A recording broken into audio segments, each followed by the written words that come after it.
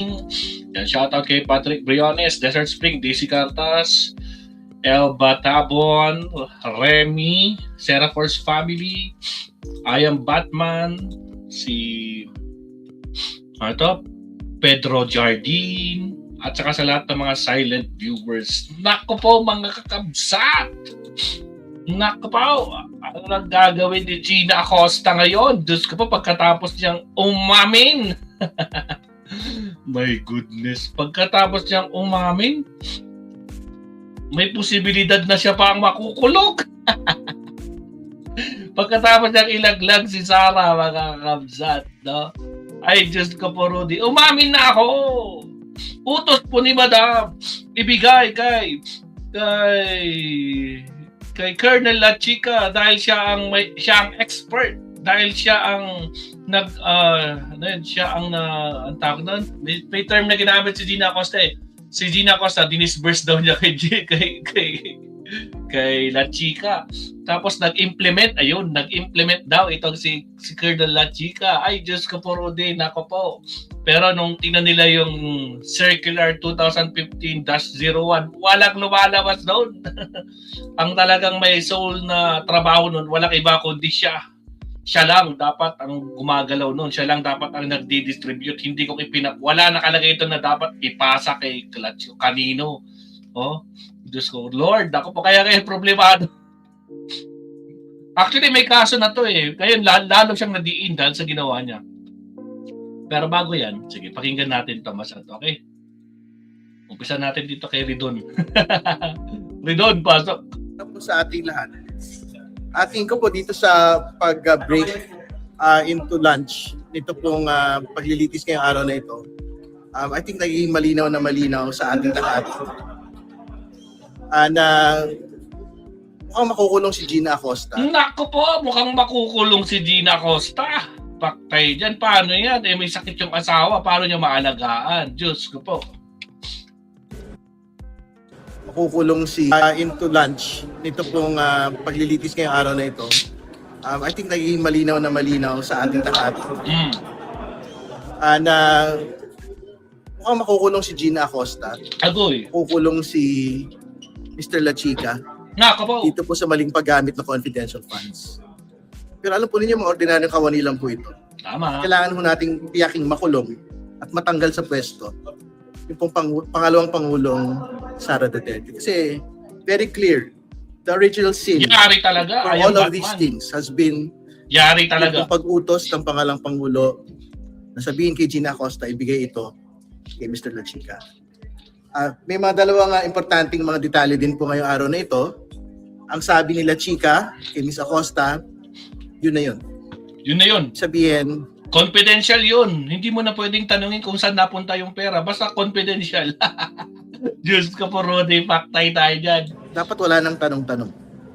I don't think yan po yung proseso ng pong accountability Tama. na gusto po natin. Gusto natin may paper trail mula sa paglabas ng pera hanggang sa liquidation po dito pong mga detalye po rito. Kaya nga, malinaw yung sinasabi nung natin nung nakaraan eh. Nung pong nagkapirmahan po, nung pong Desert mga Spring. acknowledgement receipts, nalusaw na po yung confidential funds ng buo. Kasi hindi na ho natin malaman kung saan po ito napunta. And very surprising din po yung bagong detalye. Ang sabi, pagka daw ho nagsubmit ng liquidation report, binabawi daw po yung pong acknowledgement receipt. Hindi, binabawi yung mismo yung pinirmahan. Pinirmahan na, okay. Tapos ibalik kay Gina Acosta. Tapos nung na-implement na, babawiin yung pinirma. Ay, wow! Diyos ko, bulo. Ang galing ng proseso nila, Diyos ko, Lord. Diyos ko po. Na binibigay po ni Mr. La Chica. Very surprising po ito. Unusual. Very irregular po ito. Kasi hindi lang very irregular. Unusual talaga yan. Biro mo, nag-purchase ka sa isang restaurant. Sa isang, basta nag-purchase ka sa isang hardware. Binigay sa'yo yung hardware, binigyan ka ng resibo. Yun yung binili mo. Ngayon nakuha mo na, babawiin naman ng kumpanya yung resibo. Diyos ko po, Rudy, yari ka talaga dyan. totoo naman po, yung acknowledgement receipts, kasama ho dapat yun sa documentation eh. Tama. For liquidation, hanggang pinakadulo. Ibig sabihin, kung meron ang acknowledgement receipt from Mr. La Chica, tapos meron acknowledgement receipt mula doon po sa mga recipients ng confidential funds, dapat nagkakaroon po ng pagbabangga yung pong mga acknowledgement receipts po na ito. Hindi ho ubra na parang bigla na lang ho pagkabigay ng liquidation report, may paghugot Yun na dito yun. po acknowledgement receipts. So, I think very important ho na lumabas din po ito sa paglilitis ngayong araw na ito. Again, to recap, I'm sure makukulong si Miss Acosta, pwedeng Sure. makulong sila Chica. Sure na sure, makukulong talaga si Acosta. Kawawa naman. So, mabuhay ka, Madam Gina Acosta, sabi ng mga DDS. No? Pero hindi ho dapat matapos yun kasi nga, katulad na sabi ko, ordinaryong kawani lang po itong mga ito. Nakita naman ho natin sa kanya pong demeanor. Ang dapat hong makulong kasama nila, si Vice President Sara Duterte, dapat matanggal on the basis of confidential funds misuse. Ang ating pong pakalam. Magandang araw. Actually, sinabi nga ni Con Sinabi kagabi ni Attorney Rene Bueno. Article 1 pa lang tapos na. Tapos na ang boxing, no? Article 1 pa lang sigurado convicted na. Hindi mo na kailangan ng Article 2, Article 3, Article 2, Article 3, tsaka Article 1 pa lang tapos na ang laban. Umamin eh. Diyos ko po, Rudy. Utos ni Madam. No? Sa Article 4, wala na talaga, no? Talagang laglag na doon. E paano? Yung sino umamin? Sino umamin? Kusa niyang sinabi, si Lustay mismo ang nagsalita. Si Lustay mismo ang nagbanggit na mga papatayin, di ba? Yari ka talaga dyan. Diyos ko po. Nako po, kawawa naman itong sikat. O siya, pakinggan natin ito, Mabsat. Diyos ko, Lord Rudy. Mabibwisit na naman yung mga garapata dito. Okay. Pakinggan natin sa Billionaire News Channel, Mabsat. Anak ng kamote. Ano ba sabi dito? Ito, mga pangalan ng confidential fund receipts, question ng mga senador. Iyaga po, tragis yan.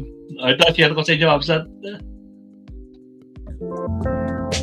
Okay, sa mga bagong pasok dyan guys, huwag kalimutang mag-like and subscribe. Here we go! Walang sounds. Special Disbursing Officer Gina Acosta na wala siyang alam kung saan ginastos ang confidential funds ni VP Sara.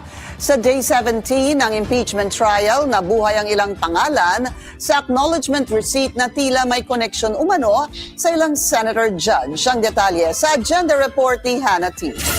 Shoutout, Ryan Nicolete. Shoutout, Kapsat. Tinwestiyo ni Senator Judge Lito Lapid kung paano raw kapag hindi pala totoong lapid ang mga nakatanggap ng confidential funds ng OVP. Una nang lumitaw ang mga pangalang Diane Maple Lapid at John Lapid Jr. sa acknowledgement receipts na isinumite ng OVP sa COA sa gitna ng disbursement nito ng confidential funds. Papasalamat po ako kung totoong lapid yung kamag-anak ko po kasi. Sabi po kasi ng tatay ko, basta lapid kamag-anak ko. Kaya papasalamat po ako sa defense at kay La Chica kung nabigyan yung kamag-anak ko. Eh kung hindi, kung alias yun, paano yung pangalan at apelido namin na inalias nyo lang pala, hindi totoong tao. Sagot ni dating OVP Special Disbursing Officer Gina Acosta, si dating VP Security and Protection Group Pinagtatawanan na lang talaga si Gina dito, mga kakabsat. Paano naman kasi? Bistado yung mga sagot. Naka-template na. Itong sagot, ito yung tanong, ganito ka sumagot. Kaya busit pati mga senador kasi ano na si Tito Sen. Ayoko na makarinig ng mga template na sagot. Bistado ito. Head Colonel Raymond Dante La Chica raw ang nag-implement ng confidential activities. Kaya wala siyang alam dito. Kay La Chica niya kasi binigay ang 500 million worth of confi funds mula 2022 hanggang 2023 sa bisa ng utos ni VP Sara. Hindi na raw niya inalam kung may Magkakasama pa yung mga senador na to. Si Bong Revilla, si Robin Hood, saka si Alan Petra kaya Diyos ko po. experience ba ito o kung may intel funds ba mismo sila Chica. Gaya ni Lapid, lumitaw din ang apelido ni Senator Judge Risa Hontiveros sa acknowledgement receipts. Sa ngalan niya ng isang Clarice Hontiveros na may 500,000 peso worth of medical and Isa pa yan, Clarice Hontiveros, tapos ang birthday ni Riz Hontiveros. Oh my goodness. What a coincidence. Birthday talaga ni Senator. Yung Hontiveros na yan, Diyos ko po. food aid umano. Ang nakakagulat po, Miss Gina, yung petsa kung kailan daw binayaran ang Clarice Hontiveros ay February 24, 2023. Petsa po Gisang-gisa ng talaga. birthday ko. Napakalaking coincidence po. Ipinunto uli ni Acosta sila Chica na binigyan niya ng pera para sa Sila Chica umano'y na tinapon. confidential activities kahit na bawal ito. Tanong ni Hontiveros, payag daw bang si Acosta lang ang maaaring maging responsable sa maling paggastos Papayag ka ba na ikaw lang may responsible, walang kinalaman. Makukulong ka, pero yung amo mo hindi. ng Confi funds? Sabi ni Senator Judge Raffy Tulfo, papalag ang isang normal na tao kapag may mga nakita siyang questionableng pangalan. Yan ay sa acknowledgement receipts ng OVP. Kasi sa isang normal na tao, kapag siya'y binigyan bilang isang SDO, Lalabas si Pusa, si Pagong, si Ngit-Ngit, at saka sino yung isa? Alak na kamoting ngit-ngit yan. tulad sa inyo, ng listahang pangalan ng mga informants na Bilat, Bilat. Pagong, Bilat. Putragis na bilat yan. ng listahang pangalan ng mga Sorry na. informants na Bilat, Pagong at Pusa, papalag ka. Ano ba to, Colonel? Mukhang hindi ata tama to, bastusan na to. Ayun Hindi lang. po ba? Para sa normal na tao. Sabi ni Acosta, nag-rely o umasa lang daw siya sa trabaho nila Chica. Oh. Naging stupido kayo sa ngalan ng isang tinatawag na blind loyalty. Nakapikit kung ano yung sinasabi sa iyo ng nakakataas. Alam mo kung anong sinabi ni Sarah. Yes, praise the Lord. Sinusunod mo na lang. Diyos ko Stupido po. ka pa rin. Pero Stupido ka pa din. Puta, gisa dito si Kwan. Alam niyo guys, galit na galit sila. Sa totoo lang. Galit na galit yung mga garapata, mga kakabsat dito kay Raffy Tulfo. Bakit ba naman ginaganyan si Gina Acosta? Resource speaker na yan na nandyan, tapos gaganyan, babastusin yung ganyan. Putragista ko po, paulit-ulit ang sagot, hindi makasagot ng yes or no. Samantalang yung nagtatanong si Attorney Baccal, yung defense nila, yes, puro yes. Ang bilis magsagit ng yes. Samantalang kapag prosecution, ang daming paligoy-ligoy. Naka-template na yung sasabihin. Hindi niya madiretso hanggang sasabihin, okay, so meaning, it's a yes. Alak lang ka mo, talaga oh. in the name of blind loyalty. Would you agree? Hindi ko maintindihan your Hindi daw niya maintindihan. Puta, magigis talaga mga kamsat. In the name of blind loyalty. Oh. Would you agree? Hindi ko maintindihan your honor. I'm Basta mo maintindihan kasi naka-format na sa utak mo yung tinanim sa'yo. Yung paikot-ikot na sinasabi mo. Kaya nga buwisit, halos lahat ng senator di ba, the buwisit, di ba, hindi mo sila masagot. Wala kang maisagot kasi yung format doon sa, yung pinag-aralan mong format na itinuro sa'yo, bistadong-bistado. sorry. Para sa agenda, Hannah Tia, Billionario News Channel. Mag-follow sa aming mga Hindi tayo magtataka kung makukulong talaga to mga kakabsat mo. Ay, grabe talaga. My God. Ito, prosecution, pag-aaralan nila kung titistigo ba to sila Chica, tinangan natin. Ito, agad sa babagong pasok, shoutout sa inyo, Mabsat ha. Huwag kalimutang mag-like and subscribe. Bukod kay Gina Acosta, posibleng gawin ding testigo ng prosekusyon si dating OVP Security Head, Colonel Raymond Lachica. Ang detalye sa agenda report ni Joan Manalo. Uy mga Mabsat, shoutout nga pala sa mga bagong pasok. At syempre, nga pala, no, nakita ko kahapon, hindi ko alam kung totoo, pero sabi nila Mabsat, isa sa mga ipapatawag nilang witness, si Nolasco ba yun? Na-stroke daw!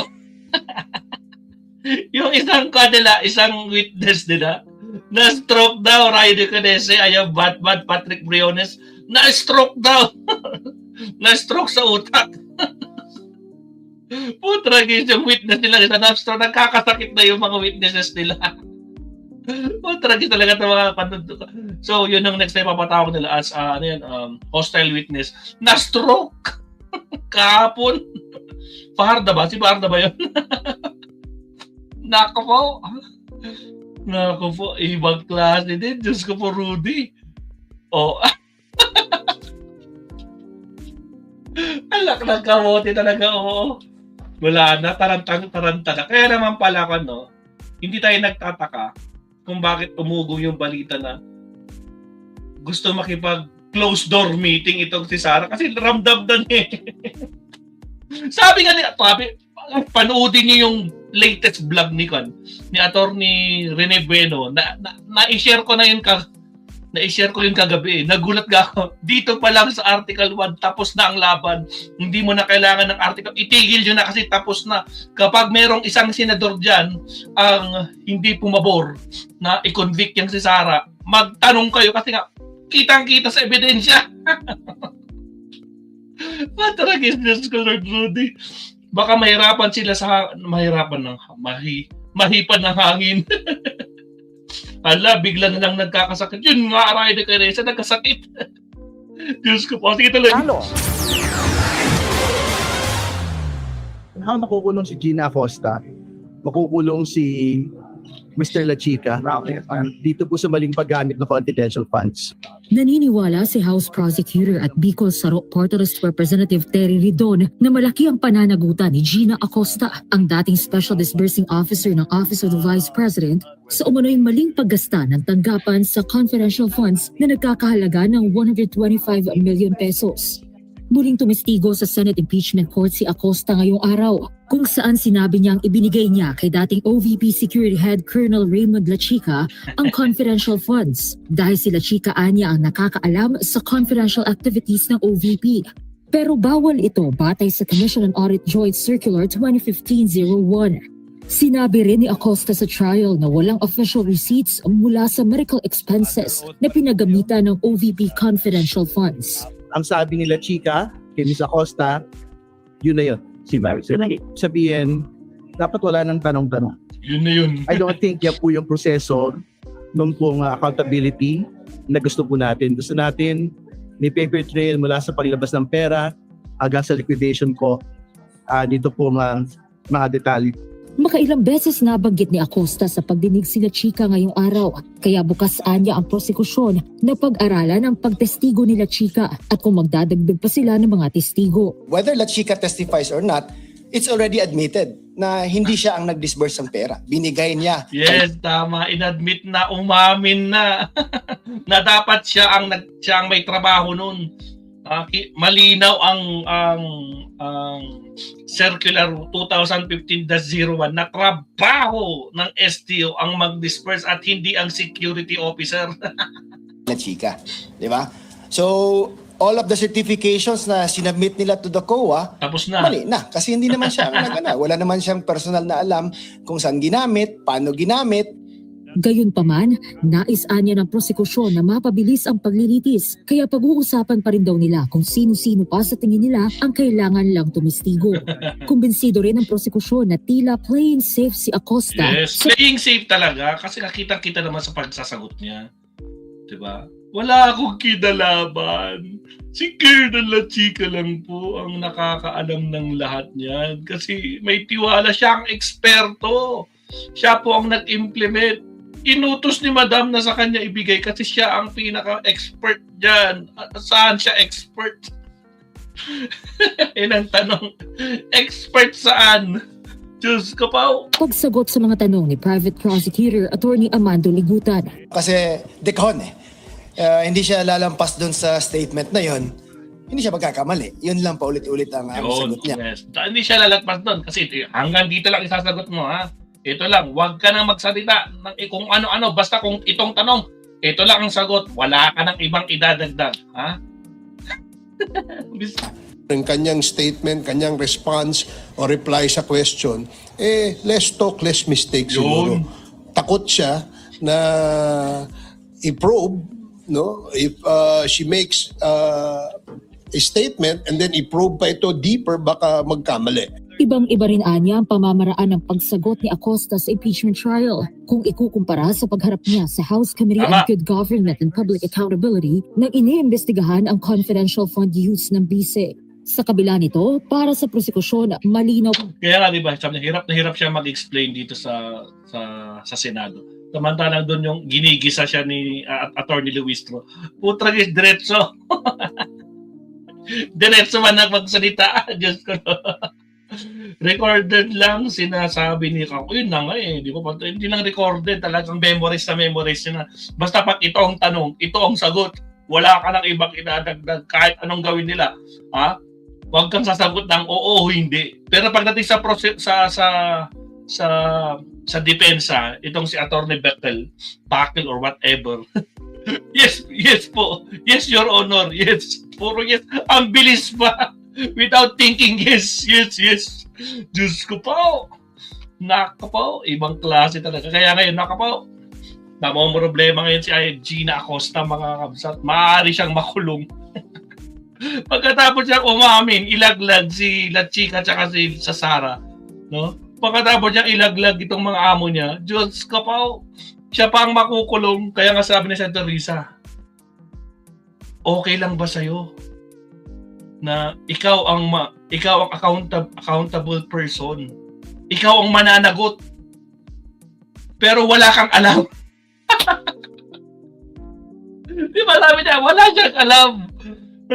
Pero siyang mananagot. Diyos ko Lord. Paano ba naman kasi? Ibinigay sa ibang tao na dapat trabaho niya. Diyos ko. Kaya tawag-tawa talaga tayo dito sa mga. Tapos ito namang mga DDS. Oh, mabuhay ka, Madam Gina. Magaling ka. Hindi ka nagpatinag. Hindi ka nagpatinag pero dinaglag yung amo. Alak na kamote. Tapos na ang laban. Sabi nga ni Atty. Rene Beno, tapos na ang laban. Article 1 pa lang, tapos na ang laban. Diyos ko Lord. No?